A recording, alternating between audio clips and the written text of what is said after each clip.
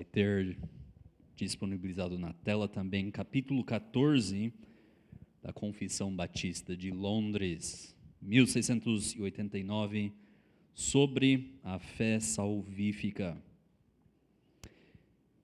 E artigo número 1, nós vimos, diz: a graça da fé, pela qual os eleitos são habilitados a crer para a salvação de suas almas, é obra do Espírito Santo de Cristo em seus corações e é ordinariamente operada pelo ministério da palavra e por ele também, e pela administração do batismo e da ceia do Senhor, pela oração e por outros meios prescritos por Deus, é aumentada e é fortalecida. Então, as palavras importantes nesse texto é justamente graça, é dado aos eleitos, é obra do Espírito de Cristo, é operado pelo ministério da palavra. Tudo isso é palavra-chave desse artigo. E nós consideramos que a fé pode ser fortalecida, sim, através de olhar Cristo na palavra de Deus, através de olhar Cristo e adorar Ele com irmãos e irmãs em Cristo, através de ver Cristo no batismo e ver o sacrifício de Cristo na ceia. Cristo é a chave. 2, nós começamos a olhar por essa fé, o cristão crê ser verdade tudo quanto é revelado na palavra, segundo a autoridade do próprio Deus. E também aprende uma excelência nela, acima de todos os outros escritos e todas as demais coisas do mundo, por ela demonstrar a glória de Deus em seus atributos, a excelência de Cristo em sua natureza, e ofícios e o poder e plenitude do Espírito Santo em suas obras e operações. Reconhecendo tudo isso, o cristão é capacitado a confiar sua alma irrestritamente à verdade assim crida, e também age em conformidade com aquilo que cada passagem contém em particular, prestando obediência aos mandamentos, tremendo diante das ameaças e abraçando as promessas de Deus para esta vida e para que está por vir. Entretanto, os principais atos da fé salvífica possuem relação imediata com Cristo. Olha de novo. Os principais atos de fé salvífica possuem relação imediata com Cristo.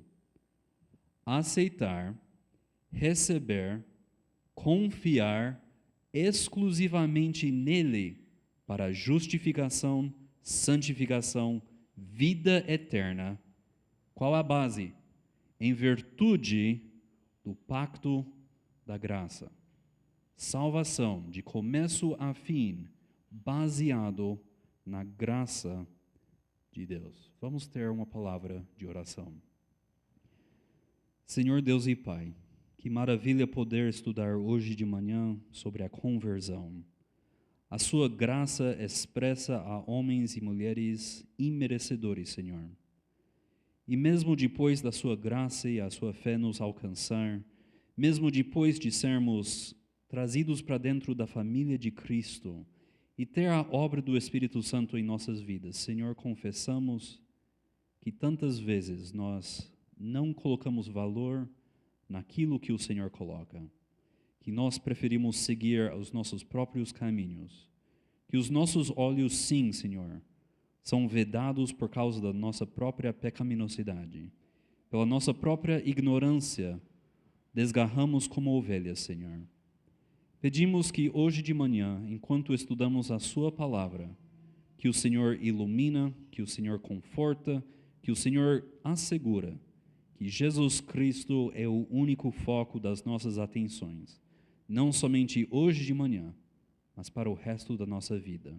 Em nome de Cristo que oramos. Amém. Artigo número 2, foi justamente escrito porque os reformadores tiveram que falar acerca da justificação pela fé. E a acusação de muitos era que uma vez que você confiava em Jesus Cristo, você poderia viver a vida que você bem queria. E os reformadores colocaram aqui, como nós vimos da última vez, eles não sugeriram que simplesmente a fé basta.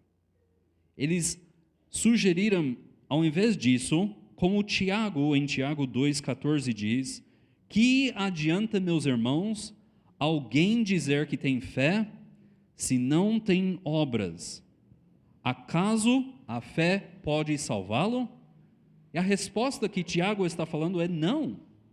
A fé por si só, se não tiver acompanhado de obras, é morta. Tiago 2, versículo 19, você crê que existe um só Deus? Você acredita o que a Bíblia fala acerca de Deus? Muito bem. Até mesmo os demônios creem. E ao contrário de nós, eles tremem.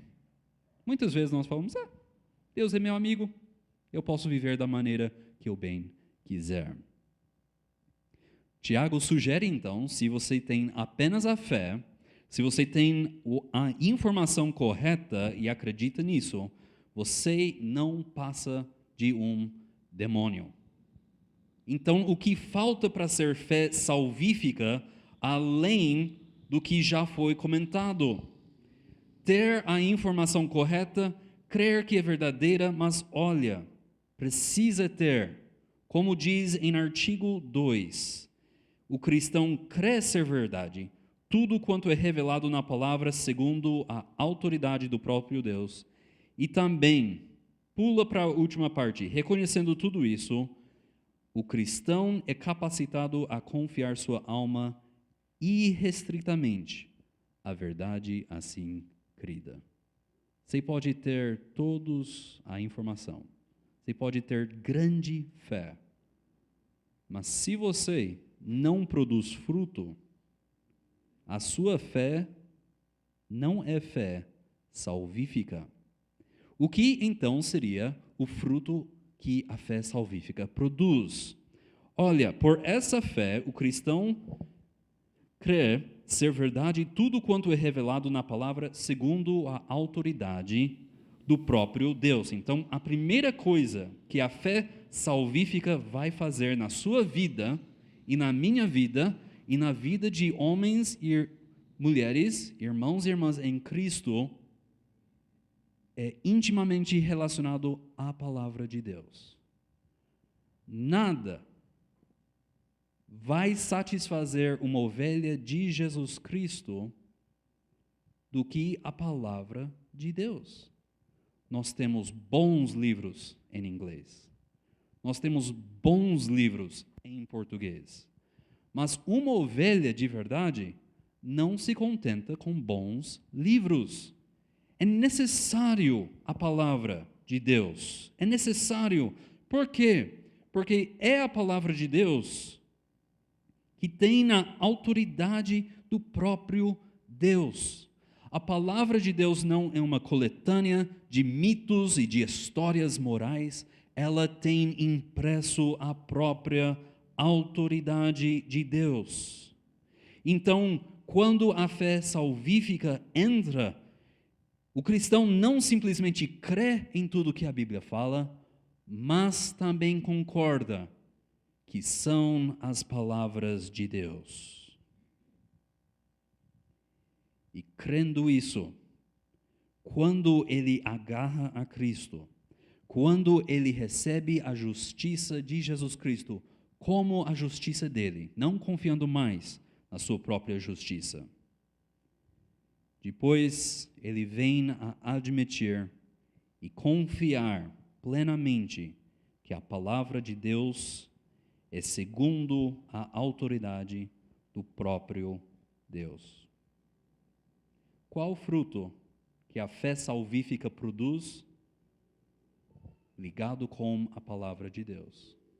Se eu perguntar para você, qual fruto, como você sabe que alguém é filho de Deus?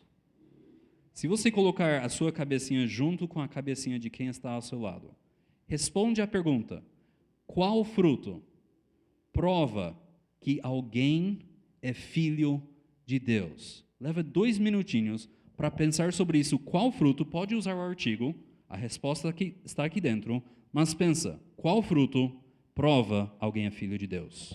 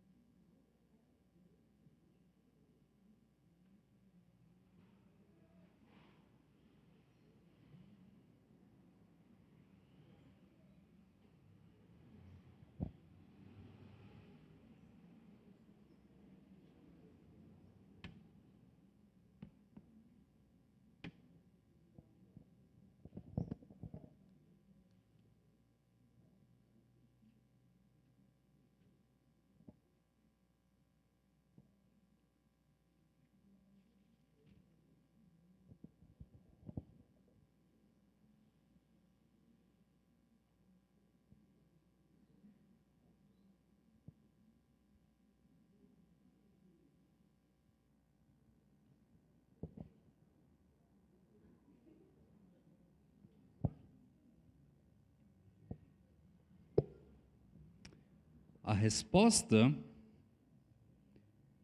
no artigo número 2, é que esse homem ou essa mulher para de torcer pelo Corinthians. A resposta, vamos começar de novo. A resposta em artigo 2, se você quiser colocar lá, e nos seus livros e na sua cabeça, sublinhar, age em conformidade com aquilo que cada passagem contém em particular, prestando obediência aos mandamentos. A única evidência de uma vida que tem fé salvífica é obediência à palavra de Deus. Novamente, eu te relembro do meu próprio exemplo. 17 anos, filho do pastor Calvin, lendo livros de puritanos, estudando a palavra de Deus, de capa a capa, lendo vários comentários de 1500 para hoje, 17 anos, lendo a palavra de Deus, ouvindo a palavra de Deus, entendendo a palavra de Deus e não sendo convertido. Isso é o grau de ser fariseu. Faz tudo corretamente, é agradável por onde ele anda. Mas se não tiver obediência, não é fé salvífica. Porque a fé salvífica leva alguém a agir em conformidade com aquilo que cada passagem contém em particular, prestando obediência aos mandamentos. E ao afirmar isso, eles não estão cobrando mais do que o próprio Jesus Cristo disse em João 15, versículo 4. Vocês serão meus amigos se fizerem o que eu lhes ordeno. Basta eu fazer tudo o que meu pai mandava? Não. Basta homem ou mulher pegar uma referência e falar, não, eu vou modelar a minha vida conforme a vida do pastor Ciro, do pastor Esteban, do pastor João? Não. Filho de Deus, ovelha de Deus, leva a palavra de Deus, que tem a autoridade de Deus, e obedece àquela palavra. Porque eu posso errar, todo homem pode errar, mas a palavra de Deus não erra. E por isso, eles nos chamam a olhar as nossas vidas. Cristo te chama a olhar a sua vida. Quem você está obedecendo? As suas próprias experiências, falando, não, a igreja precisa ser dessa forma, porque eu tive experiência ruim e agora se a gente evitar essa experiência ruim, modificando isso, dá tudo certo. Você está escutando os seus próprios ideais culturais. Não, a igreja deveria ser assim, porque lá nos Estados Unidos é assim, ou lá, aqui no Brasil é diferente porque é brasileiro. Ou você está ouvindo a palavra de Deus. Ovelha só tem patinhas e orelhas. Orelhas para ouvir a voz do pastor, que é na palavra de Deus, e patinhas para obedecer. E onde o pastor leva, ele leva onde tem campos verdejantes e águas tranquilas. Qualquer outro que não fala com a palavra de Deus vai levar a ovelhinha para lugares terríveis, vai tentar alimentar com coisas que não satisfaz, e a ovelha vai olhar que todo aquele tempo gasto seguindo pessoas ou homens, por mais santo que eles foram, foi tempo perdido, totalmente perdido. Vocês serão meus amigos se, olhe o aviso, fizerem o que eu lhes ordeno. Mas Deus não é meu amigo, Ele não é meu pai. Esse é o argumento, Deus não é o meu melhor amigo, o meu bro. A fé salvífica não é destituída das obras. Em Tiago, 2,14, olha de novo. De que adianta, meus irmãos, alguém dizer que tem fé se não tem obras? Acaso a fé pode salvá-lo? Quais são as obras de uma fé salvífica? Obediência à palavra de Deus. Por mais terrível que alguém é, por mais atribulado, por mais desgarrado uma ovelha é simplesmente expor a palavra de Deus àquela ovelha, que se é ovelha de Deus, vai ouvir e vai obedecer. E se não for ovelha de Deus, mas se for eleito, é através da palavra de Deus que ele se torna salvo. Isso é a grande promessa somente com as Escrituras. Deus nunca dá essa promessa para outro qualquer livro, para outro qualquer sistema de teologia, ou livro teológico, ou livro de comentarismo bíblico. Comentarismo bíblico parece ser uma invenção minha, é comentário bíblico, né? Não existe outra coisa com o selo da autoridade de Deus a não ser a palavra de Deus. E olha como eles falam. Qual mudança vai ser efetuado em um filho de Deus? Olha o que diz o artigo. Tremendo diante das ameaças. Em Isaías 66, versículo 2, não foram as minhas mãos que fizeram todas essas coisas, e por isso vieram a existir? Pergunta o Senhor. A este eu estimo, ou seja, a esse eu reconheço, ao humilde e contrito de espírito que treme diante da minha palavra. Novamente, David sabia de tantas coisas antes da conversão, e não é ruim saber, é bom ter pais que ensinam os filhos a verdade. Mas e daí? Não treme, não é humilde, não é contrito de espírito. Sim, nós temos um amigo em Jesus Cristo, mas o nosso amigo é o Santo de Israel. Ele é o Rei dos Reis, perante a quem nós devemos nos ajoelhar. Esse quem ele é. Não só isso, mas qual mudança vai acontecer na vida de um verdadeiro cristão? Ele abraça as promessas de Deus para esta vida e para a que está por vir. Em Hebreus 11, versículo 3. Hebreus 11, versículo 13.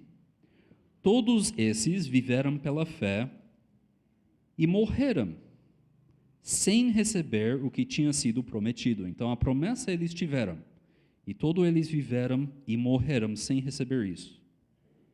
Mas viram-nas de longe, e longe as saudaram, reconhecendo que eram estrangeiros e peregrinos na terra. Somos nós, hoje. Esse lugar, essa igreja, não é a nossa casa permanente. Estamos de passagem. E quando falamos com um pecador que é muito inteligente, que tem respostinhas para tudo, que é mais filho do diabo do que um não salvo que nunca ouviu de Cristo, parece tão pouco pregar a palavra de Deus a ele.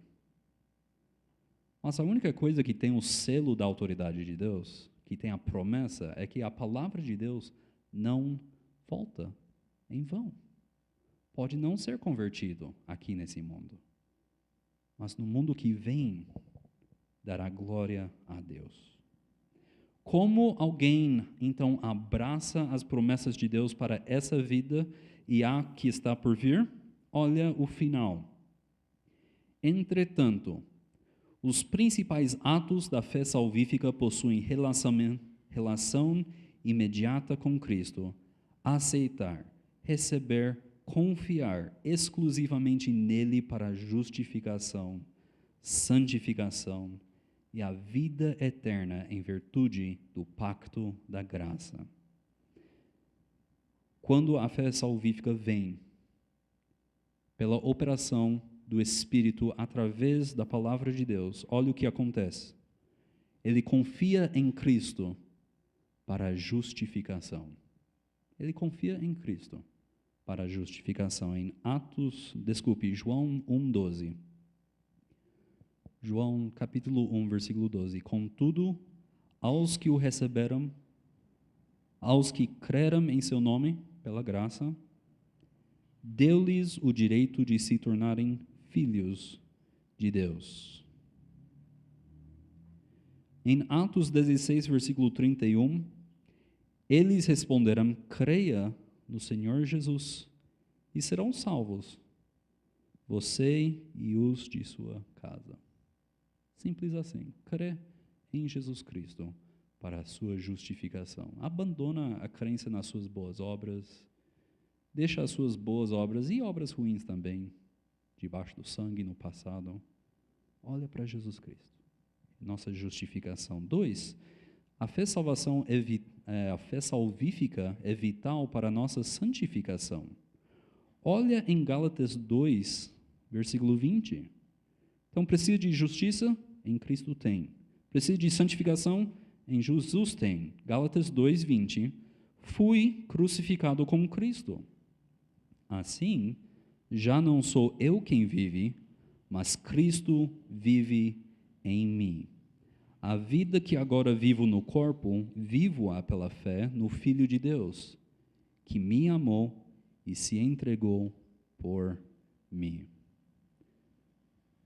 Jesus Cristo é vital para a nossa santificação. Você não precisa ser David 2.0, você não precisa ser você melhorado. Você precisa ser como Cristo. Tira os seus olhos de Cristo, desgarrou, simplesmente.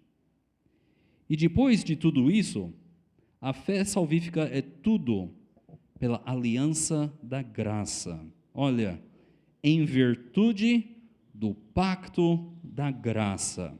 Atos 15, versículo 11 diz: de modo nenhum cremos que somos salvos pela graça de nosso Senhor Jesus, assim como eles também. Quem são os eles aqui? Do Velho Testamento. Abraão, Noé, Moisés. Eles foram convertidos como? Pela graça do nosso Senhor Jesus Cristo. E hoje, depois de Cristo, como você e eu somos convertidos? Pela graça de nosso Senhor Jesus Cristo. Básico. Então, a fé salvífica é crítico de começo a fim, a estar de começo da salvação, a conversão, como o Caio bem falou hoje, é a salvação pela graça. E a única coisa que vai nos apresentar limpos perante Ele na eternidade é a salvação que Ele nos dá pela sua graça. Não é nossas próprias obras. Considera Salmo 115, versículo 1. Vamos terminar esse artigo 2. Mas olha o que termina Salmo 115. É um bom versículo memorizar. Não a nós, Senhor, nenhuma glória para nós, mas sim ao Teu nome, por Teu amor e por tua fidelidade. Isso é salvação pela graça.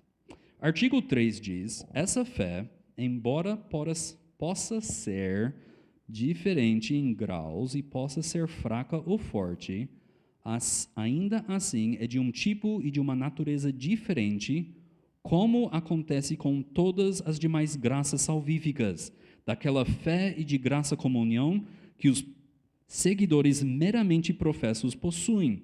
Por isso, mesmo que seja muitas vezes atacada e enfraquecida, ainda assim alcança a vitória, crescendo em muitas para uma plena segurança por meio de Cristo, que é o autor e também consumador da nossa fé. Então, a vida cristã é frágil. Olha como eles colocam essa ideia. É diferente em graus. É diferente também fraqueza ou forte. Essa é a realidade da vida cristã. A doutrina da perseverança dos santos não quer dizer que a sua vida começa a se consertar e depois, para o resto do seu último dia, você está inteiramente pleno e abençoado e só seguindo em frente, vento em popa. Não. A vida cristã é frágil, muito frágil. Olha como Hebreus coloca essa ideia, em Hebreus 5, 13 e 14. Quem se alimenta de leite ainda é criança e não tem experiência no ensino da justiça. Mas o alimento sólido é para os adultos, os quais, pelo exercício constante, tornarem-se aptos para discernir tanto o bem quanto o mal. Vocês entendem a diferença entre uma criança e um adulto? Não entendem? Da mesma forma, tem cristão criança e tem cristão adulto. O que faz a diferença? O que faz a diferença? A palavra de Deus. Não é a vivência, não é a experiência, não é o grau que eles alcançaram, é a palavra de Deus. Criança se alimenta de leite, porque é criança, mas os adultos o alimento sólido, porque eles são adultos. Mas é somente a palavra de Deus que consegue levar um bebê em Cristo para a maturidade em Cristo. Laura.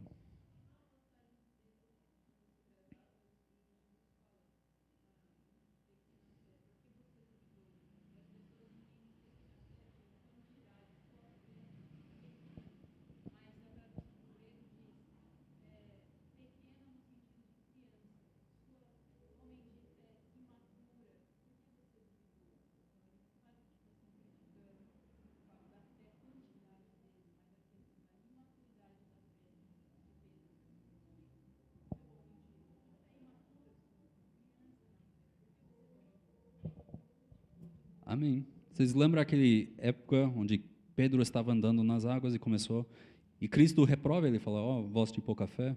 Como ele faz em Mateus 6 também, versículo 30. Mateus 6, 30, se quiser olhar, se Deus veste assim a erva do campo, que hoje existe e amanhã é lançado ao fogo, não vestirá muito mais a vocês, homens de pequena fé, a mesma coisa. Você conhece o Deus da palavra de Deus. Você não acha que é bom confiar naquilo que Deus tem se revelado na palavra de Deus, na vida de Noé, Moisés, Abraão, todos esses testemunhas da fidelidade de Deus? E você olhando para isso rejeita e fala, nossa, o que eu vou fazer? Homem de pouca fé. A informação tem, mas ainda é criança. Então, a nossa fé salvífica é sempre misturado com a nossa falta de fé. Se fôssemos inteiramente cheios de fé, seria inteiramente cheios e perfeitamente obedientes. Mas não é o caso aqui.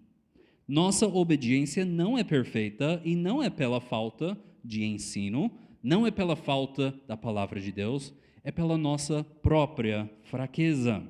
E aqui, artigo 3 lida com dois motivos que essa fé possa ser fraca, ou forte, ou diferente em graus.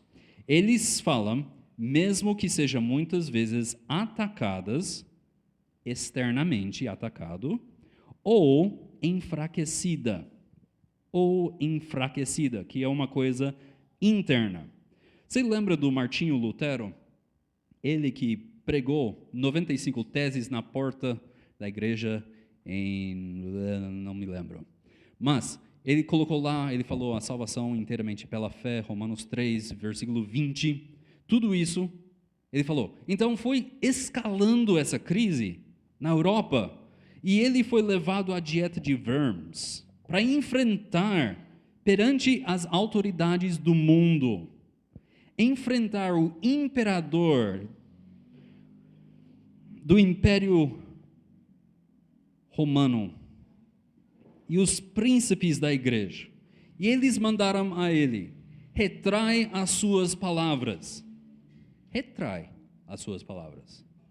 E você fala, Martinho Lutero se encheu do Espírito e mandou ver. A primeira resposta dele era tão baixinho que ninguém poderia escutar. E ninguém. Mandaram ele repetir, e vocês sabem o que ele fez? Ele falou, vocês podem me dar 24 horas para repensar a minha posição? Então, fé fraca, às vezes pode ser coisas externas. Intimidados pelas pessoas mais inteligentes, mais influentes, mais tudo do que a gente. Pode sim nos enfraquecer. E Martinho Lutero, você sabe o que ele fez com esse dia e essa noite? Ele gastou em oração. Pelos escritos dele, nós sabemos qual é a oração agonizante que ele orou. A causa é sua, Senhor. Eu sou teu, Senhor. Eu não posso fazer isso a não ser que o Senhor esteja comigo. Parece um Pedro tentando andar nas águas. Parece alguém, uns de nós, tentando nos firmar nas promessas de Deus. Eu sei o que a promessa diz, mas eu também vejo a realidade. E eu não posso, Senhor, andar para frente, a não ser que o Senhor, na sua graça, me ajude a fazer isso. Você vê no coração dele essa briga. Paulo também entendia alguma coisa desses ataques externos. Olha em Efésios 6, versículos 10 a 17. Efésios 6, 10 a 17. Finalmente, fortaleçam-se no Senhor e no seu forte poder. Vistam toda a armadura de Deus para poderem ficar firmes contra as ciladas do diabo, pois a nossa luta não é contra pessoas. Não é contra as pessoas, mas contra os poderes e autoridades, contra os dominadores deste mundo de trevas, contra as forças espirituais do mal nas regiões celestiais. Por isso, vista toda a armadura de Deus para que possam resistir no dia mau e permanecer inabaláveis, depois de terem feito tudo. Eu prefiro outra tradução que diz, depois de ter feito tudo, manter-se em pé. Que é uma tradução em inglês. After having done everything, stand firm. Mas isso é nem daqui, nem para lá. Vamos continuar. Por isso, vista toda a armadura de Deus, depois de terem feito tudo, assim, mantenham-se firmes, cingindo como o cinto da verdade, vestindo a couraça da justiça, tendo os pés calçados com a prontidão do evangelho da paz. Além disso, usem o escudo da fé, como o qual vocês poderão apagar todas as setas inflamadas do maligno. Usem o capacete da salvação e a espada do Espírito, que é a palavra de Deus. Por que somos chamados a colocar a armadura se o cristão nunca é atacado por forças externas? Não seja garota de 14 anos na vida cristã, pensando que só o amor resolve tudo, que é só amar mais que o dragãozinho, o pecador de marido que você casou, vai se transformar. Não, é a palavra de Deus que transforma. E para isso precisa vestir toda a armadura de Deus. Porque por vocês só não dá conta. Pedro, ele fala, antes, 1 Pedro 3,15, antes, santifiquem Cristo como Senhor no coração. Estejam sempre preparados para responder a qualquer que lhes pedir a razão da esperança que há em vocês. A tarefa da apologética, de defender a fé, não termina na conversão. Pronto, argumentei a pessoa até ele entrar no reino de Deus. Não. Continua para o resto da sua vida. Crianças e adolescentes, quando eles chegam na faculdade, eles têm professores inteiramente ateus, que critica, zomba todos os cristãos, todos aqueles que colocam a sua fé em alguma coisa que não existe. Eles precisam a resposta, eles precisam a força, eles precisam de adultos e homens e mulheres fortes, porque se eles são deixados a sós, ficam paralisados, com medo, incerteza, e assim diminui como efetivos testemunhos de Jesus Cristo. Precisamos ajudar uns aos outros. Então, por isso, Pedro, ele fala, olha, vocês são os dispersos, mas leva na sua bagagem o motivo pelo qual você afirma o que você afirma, porque as pessoas vão perguntar. Tenha uma resposta pronta, tenha a razão da esperança que há em você, para nutrir e edificar o povo de Deus, para produzir a próxima geração de soldados de Jesus Cristo. Mas também a nossa fé fica fraca por fraqueza interna. O nosso próprio pecado produz fraqueza de fé. De novo, a doutrina da perseverança da fé não significa que a sua fé, a sua vida será um eterno prazer, indo à frente. Não, o cristão é capaz de pecar e pecar de forma bem feia. O rei Davi cometeu adultério e assassinato. E era um homem segundo o coração de Deus. Outros publicamente negaram a Cristo. Publicamente negaram a Cristo. Lembramos de Pedro. Não conheço esse homem. Mas olha como termina. Um cristão pode sim cair em pecado, mas não persistentemente. Não completamente e não finalmente. Olha, por favor, em 1 Coríntios 10, versículo 12. Assim, aquele que julga estar firme, olha o aviso, cuide-se para que não caia.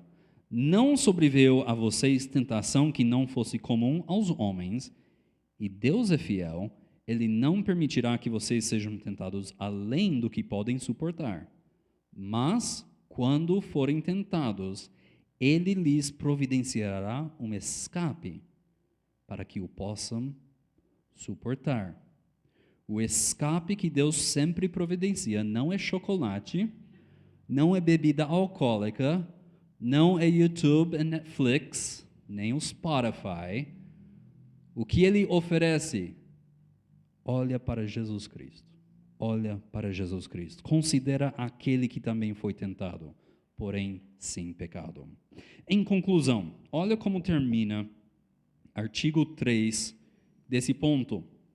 Por isso, lá no finalzinho, mesmo que seja muitas vezes atacadas exteriormente, enfraquecida interiormente, ainda assim alcança a vitória, crescendo em muitas para uma plena segurança. Sim, a fé salvífica pode ser atacada, pode ser enfraquecida, mas é sempre vitoriosa. Em 1 João capítulo 5, versículos 4 e 5, o que é nascido de Deus vence o mundo. E esta é a vitória que vence o mundo, a nossa fé. Quem é que vence o mundo? Somente aquele que crê que Jesus é o Filho de Deus. Isso termina com um tom vitorioso. Onde é que nós encontramos essa vitória? Olha como termina. Crescendo em muitas para uma plena segurança por meio de Cristo. É a mesma coisa que Hebreus capítulo 6, versículo 11 a 12 diz. Queremos que cada um de vocês mostre essa mesma prontidão até o fim mesmo. Se for fim violento ou fim pleno, cada um de vocês mostra essa mesma prontidão até o fim, para que tenham a plena certeza da esperança, de modo que vocês não se tornem negligentes, mas imitem aqueles que, por meio da fé e da paciência, recebem a herança prometida. E mais, em Colossenses 2:2, esforço-me, agonizo-me, como diz no grego, para que eles sejam fortalecidos em seus corações, estando unidos em amor. É uma boa coisa ser unido em amor, não é? Alcançar toda a riqueza do pleno entendimento. É uma boa coisa também. A fim de conhecerem plenamente o mistério de Deus, ótimo. Como? A saber, Cristo. Você quer que a sua igreja seja unido em amor? Você quer que você ter pleno entendimento das Escrituras? Você quer desvendar o mistério de Deus? Olha para Cristo. Olha para Cristo. Olha como a confissão termina. Falando isso, vocês podem lembrar da frase do versículo que eles estão citando. Pela segurança por meio de Cristo, que é o autor e também consumador da nossa fé. Essa cláusula no finalzinho é tão importante, vital para a sua vida. A fé não é alguma coisa que vem da nossa carne, é graça. A fé não é provocado por uma decisão. Eu vou crer em Cristo e agora eu tenho a fé salvífica. A gente não tem esse poder. Fé é dom de Deus e é trabalhado na alma pelo Espírito Santo. Pelo Espírito Santo. É a dádiva de Jesus Cristo que é o autor da fé. Quando Jesus vem, ele traz essa fé com ele entra no coração. Mas ele é o autor da nossa fé e não nós a nós mesmos. E é por causa disso nós podemos crer, como que diz em Filipenses 1:6. Olha o que ele diz. Estou convencido de que aquele que começou boa obra em vocês vai completá-la até o dia de Cristo Jesus. Tinha na igreja Worcester Baptist Templo Batista de Worcester uma citação que inspirou uma geração de missionários. Estava escrito lá: Only one life will soon be passed. Only what's done for Christ will last. Uma vida vai passar rapidamente. Somente o que é feito para Cristo durará. Mas é inteiramente errado. Tinha muitos missionários saindo de lá, falando, não, eu vou instituir um programa na igreja e isso vai durar para todo sempre. Não. É a obra de Cristo que tem essa promessa. Filipenses 1:6. Estou convencido de que aquele que começou boa obra em vocês, Cristo, o autor da nossa fé, ele vai completá-la até o dia que ele volta. Ele está seguindo o cronograma. Ele não está seguindo o nosso cronograma. Que é o autor e também consumador da nossa fé. Por isso nós gostamos dessa teologia reformada, porque de cabo a rabo, de começo a fim, de autor a consumador, inteiramente pela graça. E graças a Deus que Ele é o autor e consumador da nossa fé também. Convido todos a ficar em pé. Vamos ter uma palavra de oração. Para encerrar hoje de manhã, oremos. Senhor Deus e Pai, que cada um de nós seja experientes na graça que o Seu Filho traz, que nós podemos nos deleitar na Sua graça, no sacrifício, na obra completa e suficiente de Cristo. Senhor Deus, pedimos para aqueles que por algum motivo são enfraquecidos, por algum motivo atacados, por algum motivo, Senhor, seja ataque externo ou fraqueza interna, peguem essas ovelhinhas, trazem de volta aos pastos verdejantes da Sua palavra, conforta eles com a mensagem de Cristo, que nossos olhos e o nosso coração esteja cheio hoje do nosso Senhor e Salvador, Jesus Cristo. Em nome de Cristo que oramos. Amém.